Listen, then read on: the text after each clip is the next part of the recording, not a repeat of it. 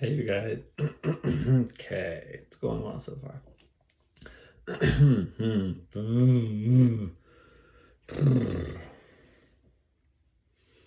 Hey, you guys, it's Patrick here, and this is the morning of my now 61st day of taking a break from THC. And so I wanted to come on and just capture some of my reflections. One of the last videos I made was 30 days after the sober October that I participated in. And look, I stated in that video kind of why I felt my relationship with marijuana had gotten to a point where I feel like I needed a serious break because of some of the havoc that it was wreaking in my life, or the havoc that I was wreaking in my own life as a result of the continued and chronic use. The fact of the matter is, I got to a point where I just couldn't put the stuff down.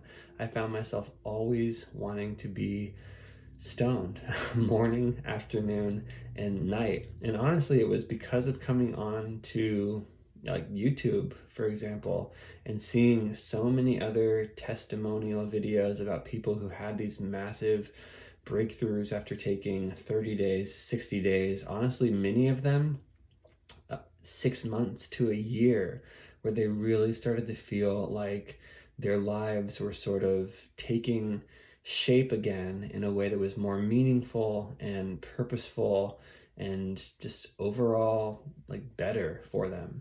And so I felt like I needed the same thing.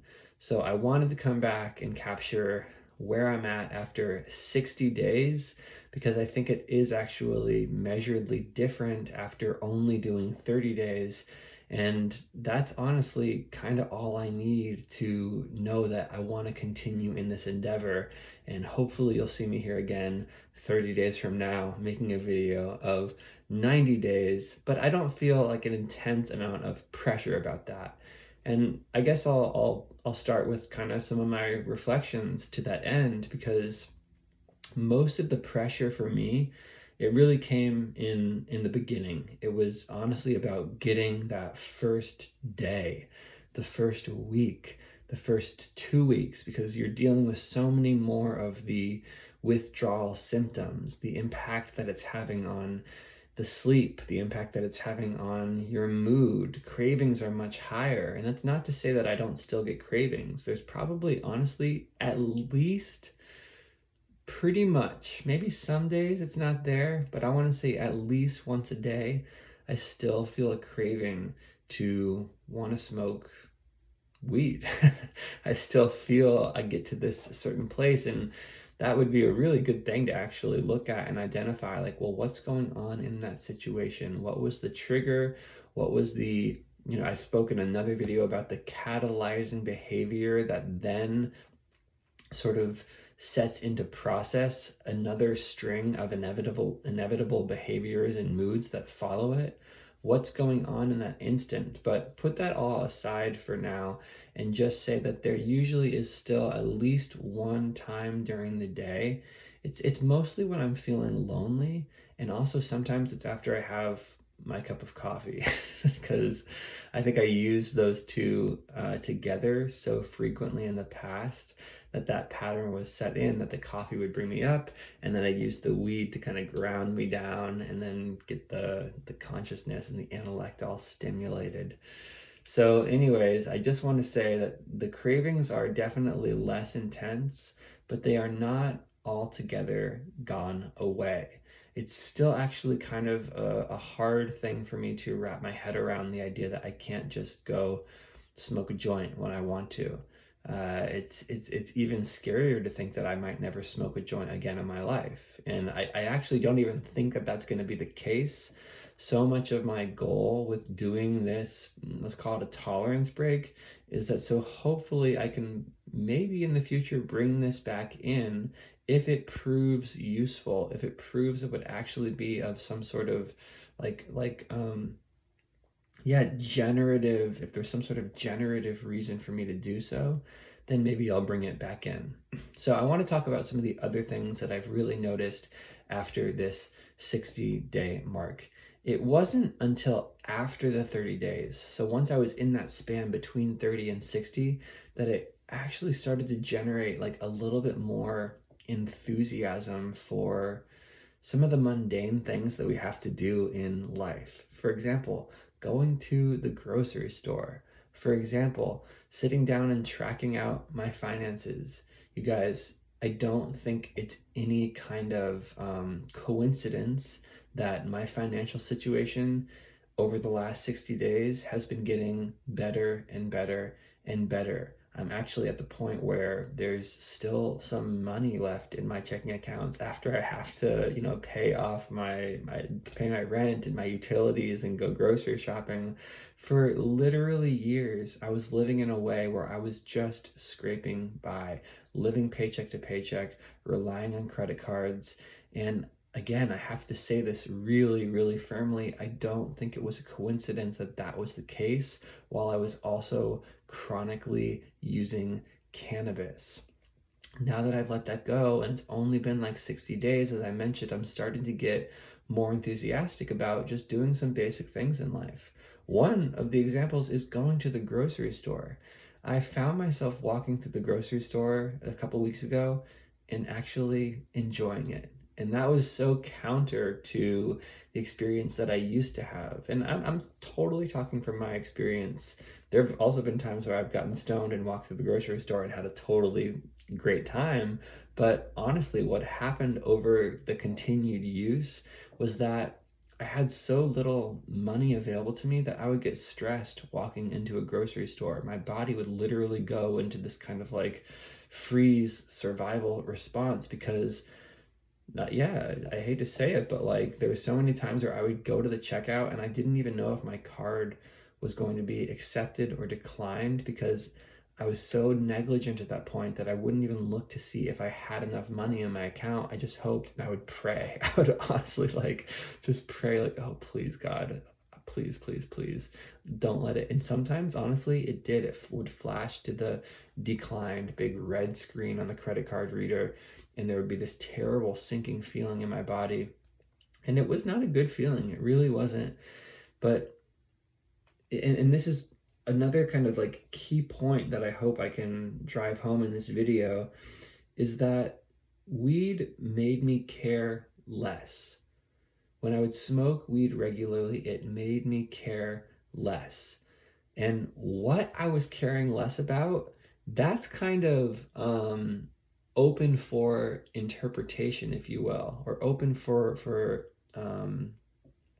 analyzing. And it's worth analyzing because sometimes we care a lot about things that aren't actually that important.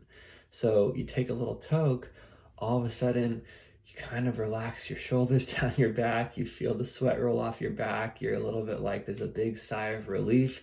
Marijuana relaxes you in that way. And that honestly might be a good thing if the thing that you were caring too much about wasn't that important in the first place. But if the utility of cannabis is to make you care less, and that also applies to caring less about the things that are actually important, it's kind of like the cannabis is non-discriminatory. It's just going to have that effect on you. It's going to make you care less. Or this is the example that I'm using. It was making me care less about what is a separate thing. And so I found that like yeah, I was actually not caring quite enough about the things that really mattered. Oh well, my checking card, my bank card got declined at the grocery store. Oh well, it's okay. No, it's actually kind of an issue. And I wasn't really allowed to be alerted to the depth of the issue because I would just keep on smoking. And that's something that came up time and time again is that the thing that I was using to relieve the anxiety that I was feeling was actually the thing that was creating the anxiety in the first place. That's how it got in my relationship with cannabis. And for a lot of people who are struggling with addiction, that is what their relationship with their substance of choice is like. They are using the substance to relieve themselves from the feeling that that same substance initially created for them. So, what else am I noticing now between day 30 and day 60? I don't know. I keep on feeling like I should like really drive home here too. Like I'm not there yet. Like the groundwork is being laid, but I don't feel like I'm there yet. My life is coming together in some really nice ways. I'm Oh, this is a big one. I'm thinking about the way in which my life is coming together in some nice ways, and part of that is like I'm able to commit myself to places and people and things, in a extracurricular sense, if you will. I don't know like how to say, but like okay, so I teach yoga. I have a job at a restaurant. I work at a gym. And I'm finding myself like really looking forward to going to those things instead of that feeling of dread, like, oh, I have to go. It's much more like, oh, yay, I get to go. And the yoga classes, especially, I had gotten to a point where like I didn't want to teach yoga unless I was stoned. And even when I was stoned, I was terrified to teach yoga because I was scared that someone was going to find out that I was stoned teaching yoga. So I was caught in this vicious cycle of fear and anxiety and trying to soothe it. And every single class I had to teach, it just felt like this big, heavy thing I had to lift. And it was like, oh, that was the feeling about I would go into my classes with this, like, oh, kind of feeling like this again. I have to do this. And honestly, I'm so surprised because I haven't felt this way in a long time. This month I started looking forward to teaching my yoga classes again. Like even sitting here right now, I look forward to the classes that I get to teach coming up. And you know, I another big thing to mention, this is very tangential, so I apologize, but like another big thing to mention is that I actually haven't known myself sober of THC for this amount of time probably since I started using weed regularly. There hasn't been a span of 2 months where I didn't have one toke. Yes, especially before the pandemic, it was much more intermittent. It was much less frequent. As I mentioned in my first video, once the pandemic hit, that's where it really started to become definitely a daily thing, but also a multiple times a day thing. So, me sitting here 60 days sober of THC, I haven't actually known this version of myself in years. And so, yeah, I'm saying that as it's dawning on me how I'm feeling excited to go in and teach yoga again. And that's just my thing. Your thing might be totally different, but it's that thing that I'm passionate about, but that also was ending up creating all this anxiety for me. So there was something that wasn't in congruence. I'm also getting a really, really good opportunity to learn how to be alone with myself. This year, in the month of March. So we're looking at like 8 months ago now. I went through a really big breakup with somebody that I knew and loved for 8 years. And I was sober at the time, but I was only 12 days sober. And honestly, who knows in what weird ways that even influenced the breakup. I think the breakup needed to happen for multiple reasons that I'm not going to get into right now. But I just want to say that this break that I'm taking with THC, it's kind of like me going through a second breakup. So, for whatever reason, I'm being ushered into this season of solitude in my life. But it can be very easy for, it was very easy for me to, experience solitude that wasn't me being around other people versus but still then engage with cannabis, which meant I wasn't really alone, right? Versus being in solitude, not around other people, and also not getting stoned. Like, I I can't even begin to tell you what a huge difference it makes. And honestly, that's where the cravings really, really, really, really still come is when I'm feeling lonely. I just don't want to be in that space. And so I would rather reach for cannabis and honestly I'm still reaching for other stuff. Like I haven't watched porn in these whole 60 days too. That feels like it's a big win. But every once in a while there might be a little binge eating episode or something, or just like task paralysis. Like I kind of resign myself to the couch and doom scroll on X, or I took Instagram off of my phone recently because that was also, I was finding myself doom scrolling quite regularly there, and that was something about the social aspect of it, and the fact that so many people on there, I knew them personally. So as I'm scrolling through their stories, their feeds, seeing what they're up to, it was a bit more agitating to me for some reason or other. With X, the people that I'm seeing on there, I don't have these personal relationships with them. Anyways, that's a total non sequitur. But yeah, learning how to be alone with myself and with my emotions, and to let my emotions pass through me, like the wave of the emotional state pass through me without me modulating it with cannabis. Because I think all these emotions are here to teach me something.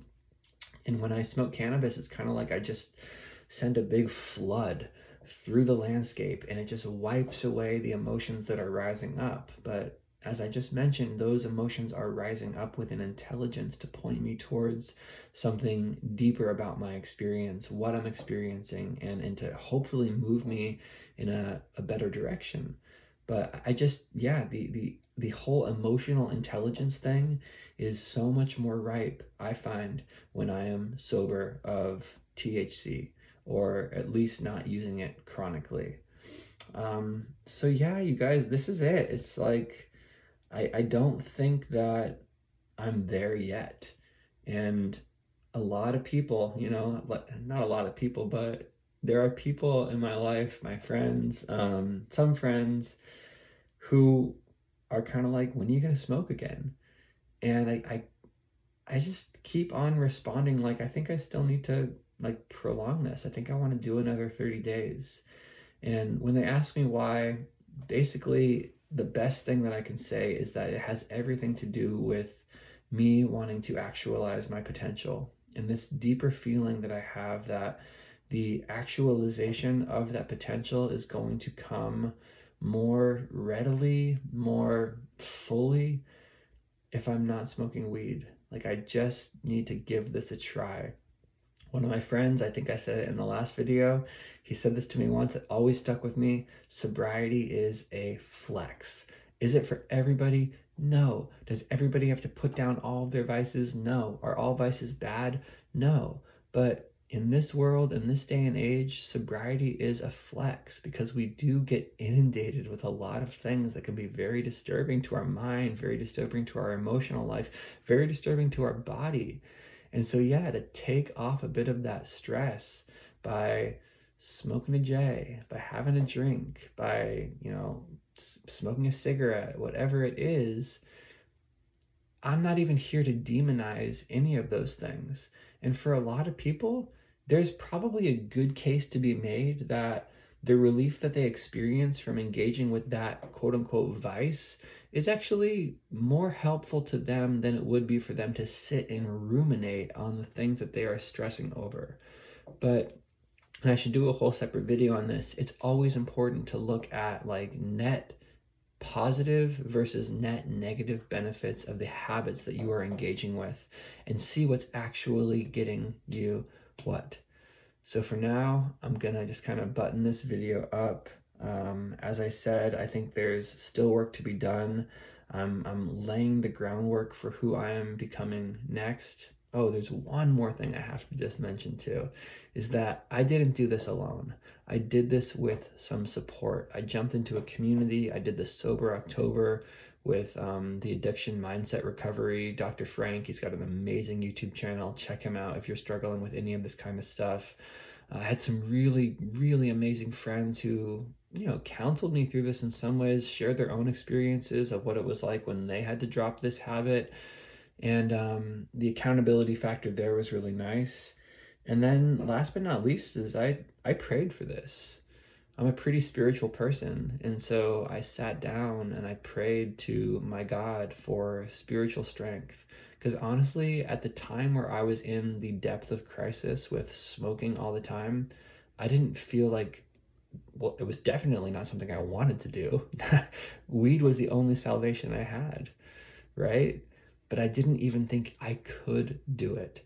And so I prayed for spiritual strength. And sitting here 60 days out, it's kind of an amazing thing to see the ways in which that prayer has come to fruition. Thank you so much for watching this video. I record these things kind of stream of consciousness. I don't know who watches. I'm not even posting them on social media right now. I'm just throwing it up on the YouTube channel. If you got anything out of it, I'm so glad to hear that. And I'd also love to hear any comments if you have them. All right, take care.